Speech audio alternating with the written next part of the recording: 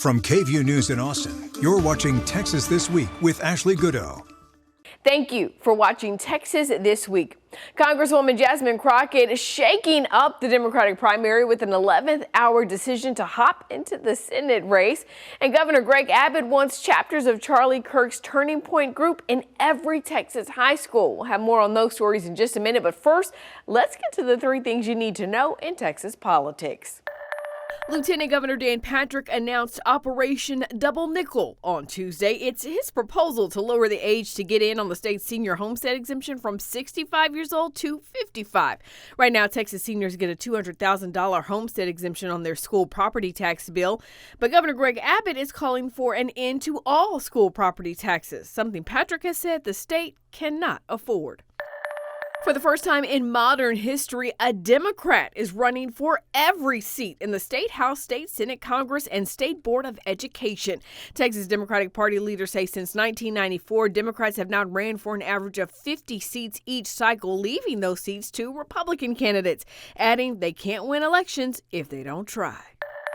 The team at ERCOT is preparing for winter. On Friday, agency leaders announced the creation of 2 organizations to strengthen grid reliability. One will focus on supporting rapid increases in large loads. The other will find ways to adopt AI across ERCOT. Both launch in January. Earlier this week, Governor Greg Abbott called a news conference at the governor's mansion where, surrounded by high school students, he advocated for chapters of Turning Point USA's youth arm, Club America, to be at every public high school. Turning Point is a group founded by the late conservative activist Charlie Kirk. KVUE's Adam Bennett was at the announcement. We sat down to talk about what was said. Talk to us about why exactly they want to do this. So the governor talked about this century, in his words, the urgency and the need for a club like this. Turning Point has really become kind of the preeminent conservative youth organization. He talked about the need for a club about, in his words, values and the constitutional principles and just a place to have a dialogue about some of these things. So let's take a step back and talk about Club America. Tell us what you know about Club America and this arm of Turning Point. Well, the push into high schools has been more of a recent effort. It's normally been on college campuses where Charlie Kirk, the late founder, he would set up a table and debate students about a range of different topics, right? And so recently there's been a push to move into the high school level. And so far, actually, more than 500 high school campuses in Texas have taken part and have started chapters. That's the most of any state in the country so far. Wow, so really significant footprint that they're having in Texas. You mentioned something I thought was interesting, that you said that they talked about wanting to push constitutional values.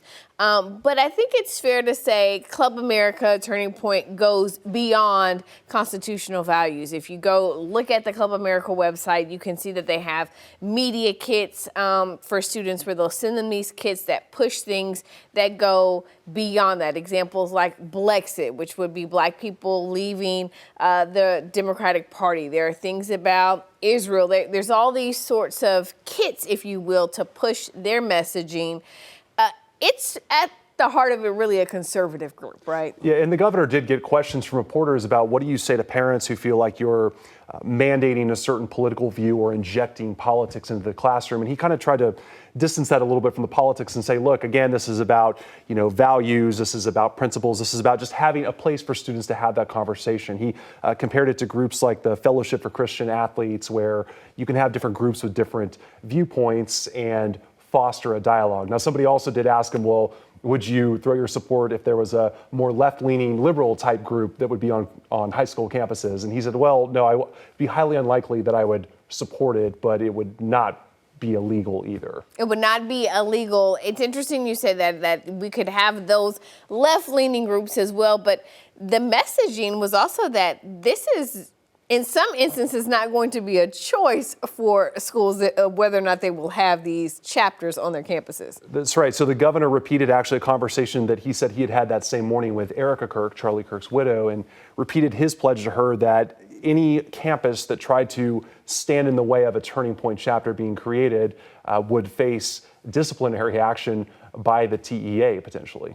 Any backlash that you've seen to this announcement and this push from the governor and lieutenant governor? So immediately after the announcement, I did speak with the head of Texas AFT, the Union for Educators, and he says, look, I'm okay with Turning Point being on college campuses. There's mostly adults that are students. Campuses are the kind of place, is the type of place where you would normally have these sorts of debates about these kinds of issues. But at the high school level, obviously the students are younger. They're not yet adults. Perhaps they're more impressionable.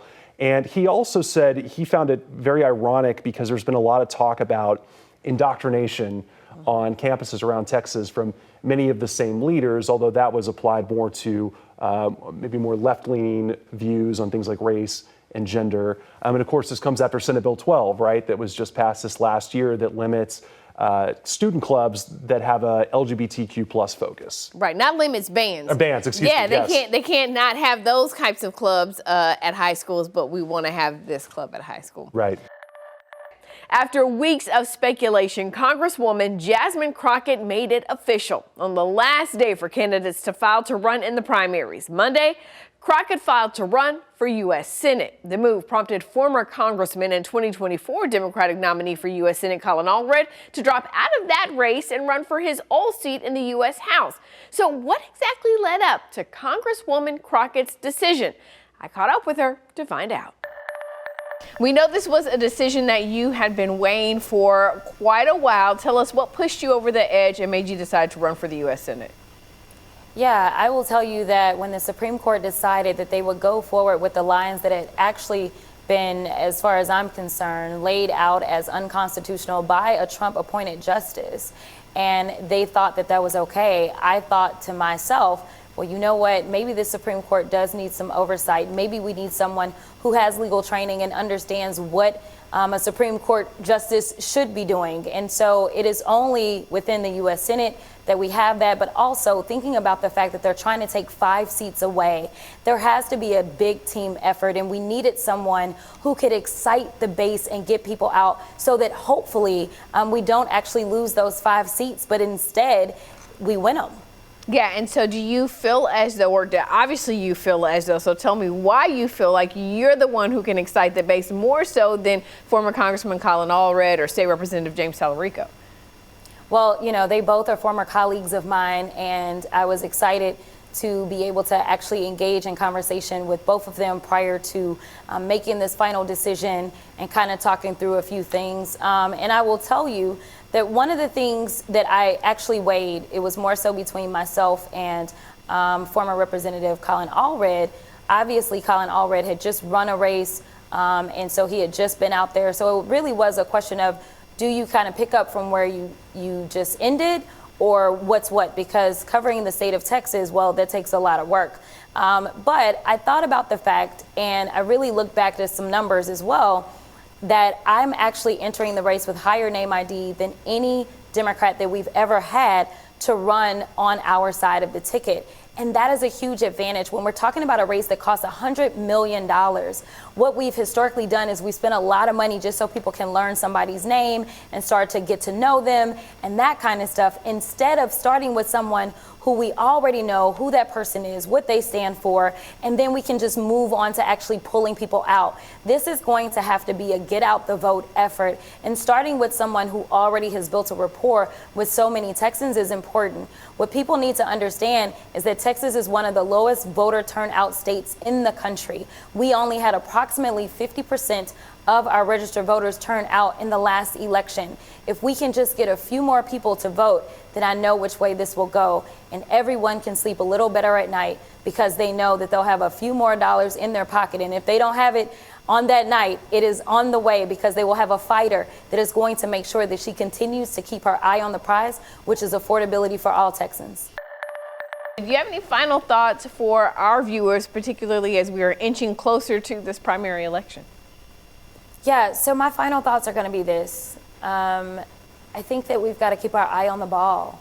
I know already, I knew it was going to happen, but man, it happens probably the day after I announced my candidacy. People are going to try to distract from what matters most to you and your future. People are going to try to say that it's okay to live in dark times and that you don't deserve to live in the light. And I am here to tell you that you deserve better.